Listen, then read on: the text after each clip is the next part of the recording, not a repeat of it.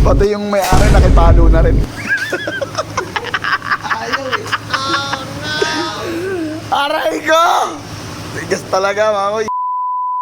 So ayun mga kuys, bali ginrinder talaga natin. Hindi na natin kinaya dahil 9 hours na tayo nagbabaklas. Pero kahit ginrinder natin yan mga kuys, ay iningatan natin na hindi masira yung kanyang stator at may kakabit pa rin natin yung stator niya.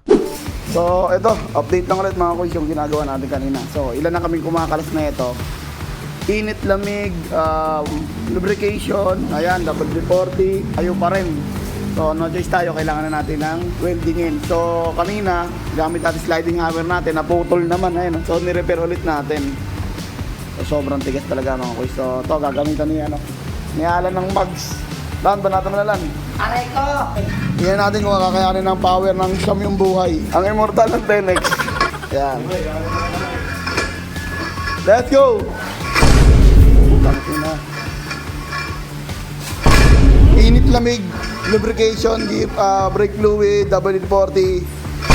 Ginawa na natin mga boys. So, grabe. Ito kami nagkalas niya kanina mga boys. Sakitan, ayaw pa rin. Dalawa na sila. Dalawa. Eris nga pala yung mga boys ha.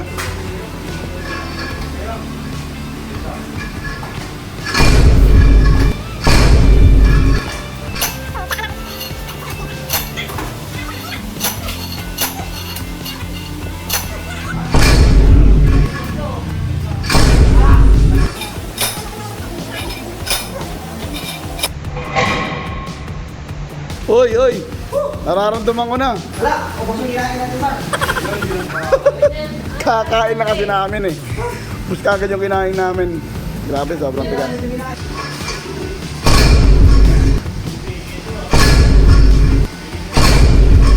Saan Sting mo na, sting na.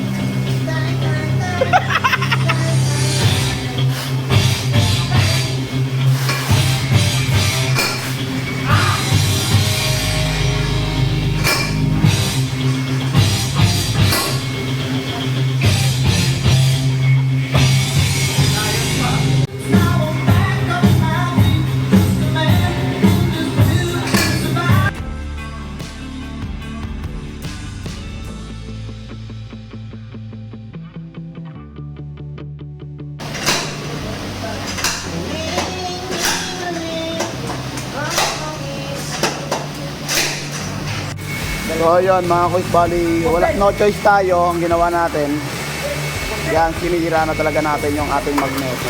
Yan, tanggal. Ayun. So grabe, sobrang tigas na ito mga kuys. First time namin makaka-encounter ng ganito katigas. Yan.